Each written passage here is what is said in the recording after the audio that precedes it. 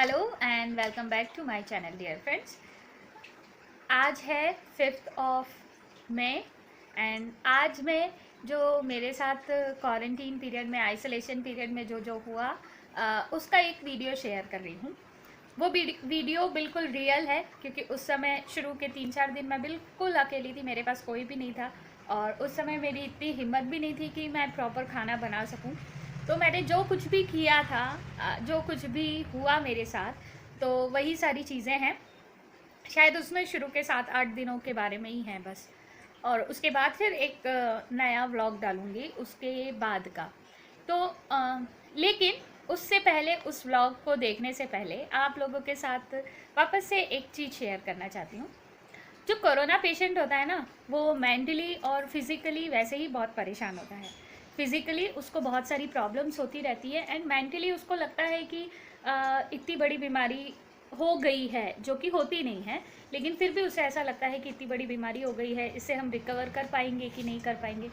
And जब वो बहुत कोशिश के बाद अपना आइसोलेशन बोल लीजिए या फिर क्वारंटीन पीरियड कंप्लीट करके ठीक होता है, जैसे तैसे खुद को खड़ा करने की कोशिश करता है, अगर उस समय या उसके क्वारंटीन पीरियड में अगर उसके आस पड़ोसी उसका साथ नहीं देते हैं, उसके फैमिली मेम्बर उसका साथ नहीं देते हैं, तो ये उसके लिए बहुत बुरा हो जाता है। एक तो वो मेंटली और फिज़िकली बहुत परेशान है इस समय। उसको सपोर्ट करने की जगह कुछ लोग ऐसा करते हैं कि अगर उनके घर के बाहर, जैसे जो पेशेंट है उसके घर के बाहर गवर्नमेंट एक स्लिप लगा देती है कि ये कोविड पेशेंट का नाम ये है एंड इनसे संपर्क ना करें, तो दूसरे लोग जो उनके आसपास के लोग होते हैं वो उनसे टोटली अपना कनेक्शन कट ऑफ कर लेते हैं। ऐसा बिल्कुल भी नहीं करना चाहिए क्योंकि हो सकता है जो व्यक्ति अकेला रह रहा हो, जो आइसोलेशन में हो, उसे कभी ना कभी ऐसी ज़रूरत आन पड़े कि हम मानते हैं कि आप उनकी हेल्प तुरंत जाके फिज़िकली नहीं कर सकते हो, लेकिन आप मोरली तो उसका सपोर्ट कर सकते हो ना। अगर मान लीजिए उन्हें कुछ चीज़ की ज़रूरत है तो आप उसके घर के अंदर जाके मत दो, लेकिन कम से कम उनके दरवाजे पे रख के उनको कॉल करके आप बता तो सकते हो कि हमने तुम्हारे लिए ये चीज़ ला दी। देखिए, पड़ोसी होता क्यों है? पड़ोसी एक दूसरे का दुख सुख बांटने के लिए होता है ना। आप अगर व्यक्ति अच्छा हो तो आप जाके बहुत खुशियाँ मना लोगे, लेकिन अगर उसके सामने इतनी बड़ी समस्या आ गई है तो उस समय भी आपको उसकी हेल्प करनी चाहिए। ये मैं इसीलिए बोल रही हूँ क्योंकि मुझे आज क्वारंटीन मेरा ख़त्म किए हुए बहुत दिन हो गए, कम से कम 22 तारीख को ख़त्म हुआ था, तो अभी मेरे को 12-13 दिन हो गए हैं। हाँ, समझ लीजिए 13-14 दिन हो गए, मतलब वो 14 डेज़ कंप्लीट करने के बाद भी 13-14 दिन हो गए। आज भी मेरे कॉलोनी में कुछ लोग ऐसे हैं जो मुझे देखकर, अगर वो घर के बाहर भी खड़े होते हैं तो वो घरों के अंदर चले जाते हैं, और वो चीज़ इतनी ज़्यादा हर्ट करती है ना कि ये बीमारी मैंने खुद नहीं बुलाई थी कि चलो भाई कोरोना मेरे अंदर आ जाओ करके, है ना। ये कुछ लोगों के कारण हुई या पता नहीं जैसे भी हुई, लेकिन हो गई, ठीक है।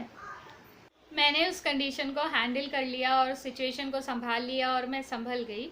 लेकिन एक बात आप भी याद रखिए कि ईश्वर ना करे कभी आपके साथ ये कंडीशन आए, बट इन केस अगर आपके साथ ये कंडीशन आ गई, फिर आप क्या करोगे? मैं जब भी घर के बाहर निकलती हूँ तो सारे लोग नहीं, मगर कुछ लोग ऐसे हैं जो मुझे देख के अपने घरों के अंदर चले जाते हैं, तो फिर सोचिए आप लोगों के साथ क्या होगा, है ना। तो इसीलिए कोई भी ऐसी हरकतें ना करो। एक तो वो इंसान खुद ही बहुत परेशान है, और उसको प्लीज़ जो आसपास रहने वाले लोग हो ना, वो आप लोग मत परेशान करो, क्योंकि आज उसके घर का दुख है, कल ये आपके घर का दुख हो सकता है। जब आपको ज़रूरत पड़े तो हो सकता है कि आपके लिए भी कोई ना आए, है ना। अपनी सेफ्टी रखो, अगर उसको कोई आवश्यकता है, ज़रूरत है, तो उसके घर के बाहर वो चीज़ आप रख के जा सकते हो, इसमें आपको कोरोना नहीं होगा। आप उनके डायरेक्ट कांटेक्ट में आओगे तो आपको कोरोना होगा। तो ठीक है, सेफ्टी रखनी है, मगर किसी को हर्ट करके नहीं, है ना। तो ये वाला जो वीडियो है इसको आप देखिए, और जैसे मेरे बाकी के वीडियोस को आपने बहुत सपोर्ट किया है, वैसे इस वीडियो को भी करिएगा। यहाँ पर तनु और यश इनकी दादी के यहाँ जा रहे थे।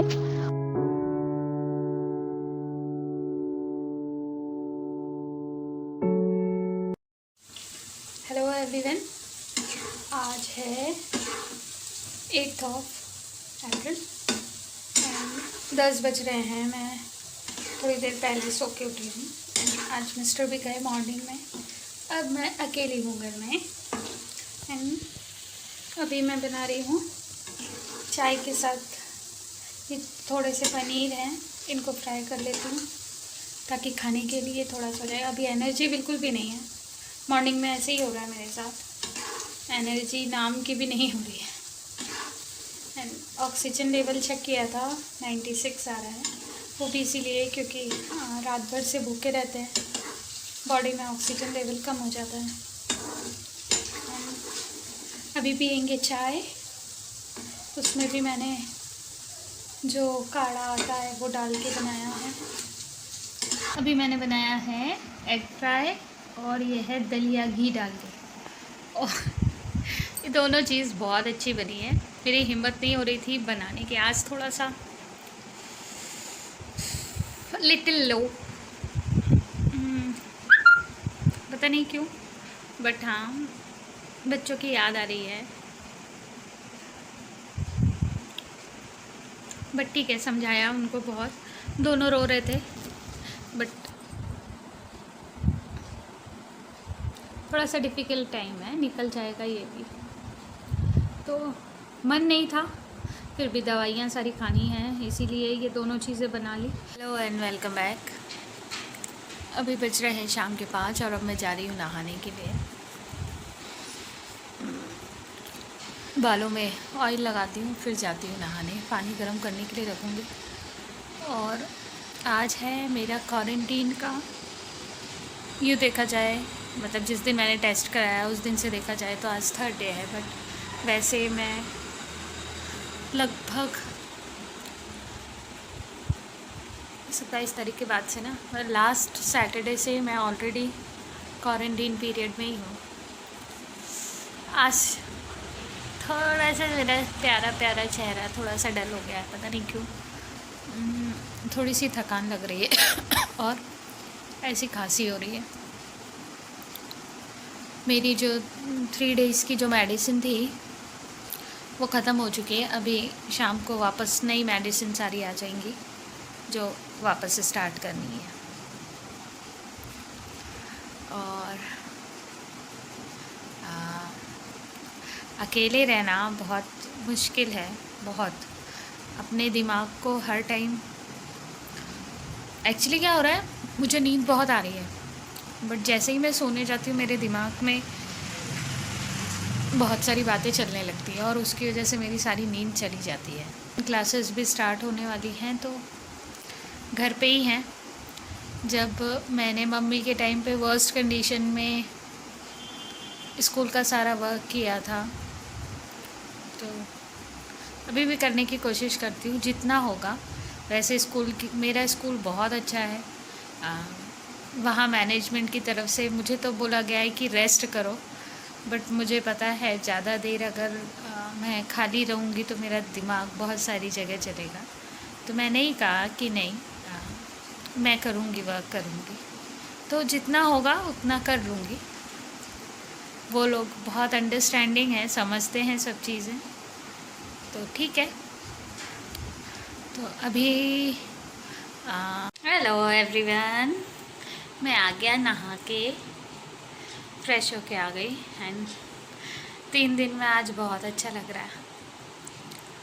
और आज मैंने सिंदूर भी लगा लिया। मुझे लगता है कि ज़िंदगी के हर पल को ना बहुत अच्छे से जीना चाहिए। इस बीमारी ने मुझे एक चीज़ और सिखा दी कि ये जो पल है ना, ये दोबारा लौट के नहीं आएंगे। इसीलिए हंसते रहो, मुस्कुराते रहो, खूब अच्छे से तैयार होके रहो। पता नहीं है जीवन का अगला पल क्या होगा। So I am ready for everything. ईश्वर का नाम लेते रहो, क्योंकि मेरा दृढ़ विश्वास है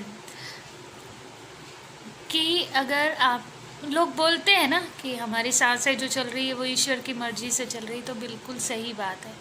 हमारी जो ये सांसें चल रही है ना, सिर्फ उसकी वजह से ही चल रही है।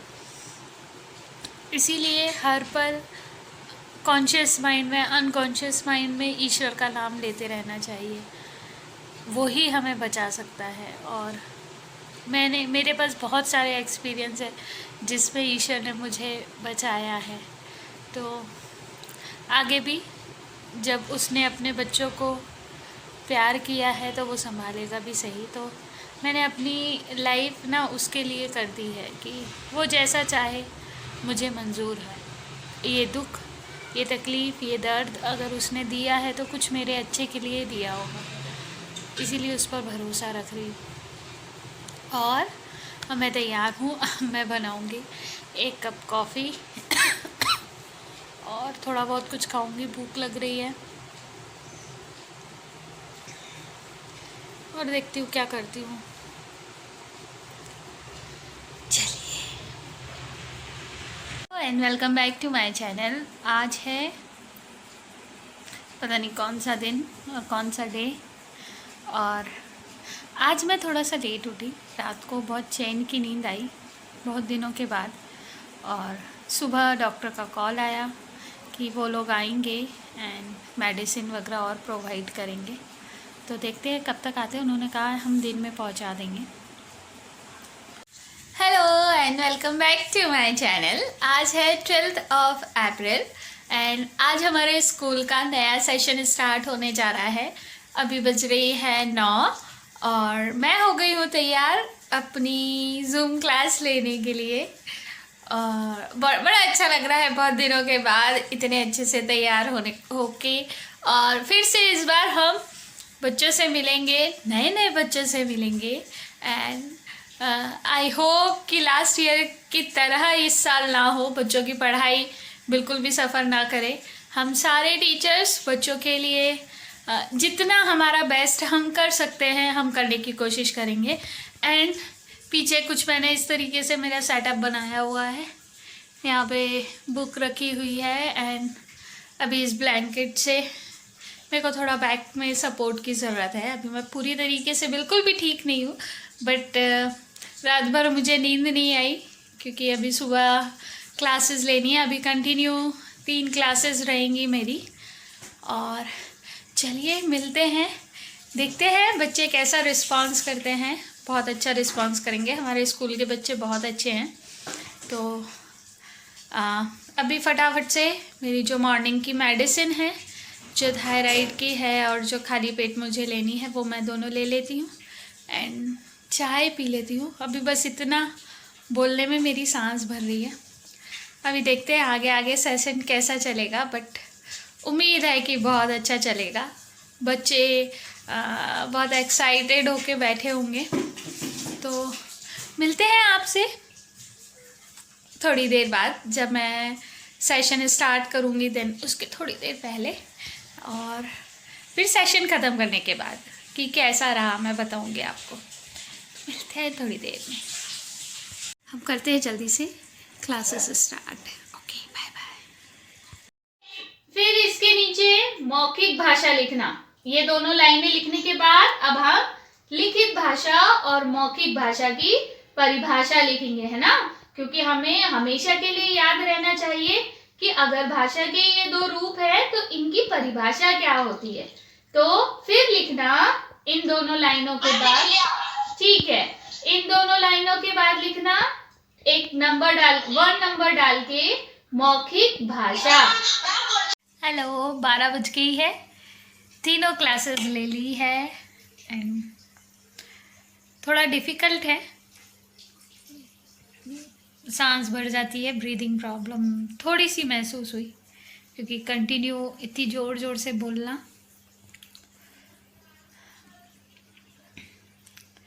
खुश हूँ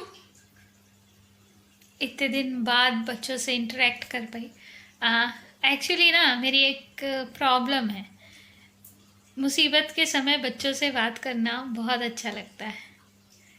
तो उनको मोटिवेट करना, क्योंकि मैं खुद जानती हूँ मैं कितनी टफ़ कंडीशन में हूँ। मैं बैठ नहीं सकती हूँ, मैंने बैक में ये सब लगाया हुआ है। तो लेकिन फिर भी बच्चों को मोटिवेट करना बहुत अच्छा लगता है। और हुआ भी ऐसे ही, एक बच्चा जो हिंदी जब मैंने पढ़ा रही थी तो वो पढ़ने के लिए तैयार नहीं था, और जब मैंने संस्कृत पढ़ाया तो उस मतलब वो डर रहा था, वो बार बार कह रहा था मुझे नहीं आएगा। वो बच्चा पहली बार 6th क्लास में है एंड वो फर्स्ट टाइम संस्कृत पढ़ रहा था, तो उसको डर लग रहा था। तो वो बोलता मुझे हिंदी अच्छे से नहीं आती है, मैं संस्कृत कैसे पढूं। बट थोड़ा सा उसको पुश करने पे उसने पढ़ लिया। तो एक टीचर के लिए बड़ी खुशी की बात हो जाती है जब बच्चे हारते हैं और टीचर का एक मोटिवेशन उन्हें जीत दिला देता है। तो आज का पढ़ाना, इतनी टफ कंडीशन में पढ़ाना मेरा सफल हो गया। मुझे बड़ी खुशी हुई उस बच्चे ने पढ़ लिया तो। और फिर देखते हैं आज दिन भर कैसे रहता है, क्या करते हैं। तो अभी तो क्लासें ख़त्म हो गई हैं, अब मैं थोड़ा सा कुछ खाऊंगी क्योंकि मेरे पेट में कुछ हो रहा है और मेरी मेडिसिन का भी टाइम हो गया है। तो फिर मिलेंगे आपसे। थोड़ी सी हालत डाउन हुई थी, बट अभी मेरे शेफ़ ने मेरे लिए बहुत ही टेस्टी लंच बना दिया है। और लंच में बनाया है इन्होंने काजू करी एंड चपाती। तो जो इंसान कभी अपनी ग्लास भी उठा के नहीं रखता था, वो इंसान मेरे लिए काजू करी बना रहा। वाह। जो इंसान कभी अपनी ग्लास भी नहीं उठा के रखता था, वो मुझ बीमार इंसान के लिए काजू करी भी बना के खिला रहे हैं। तो मैं तो 7वें आसमान में हूँ।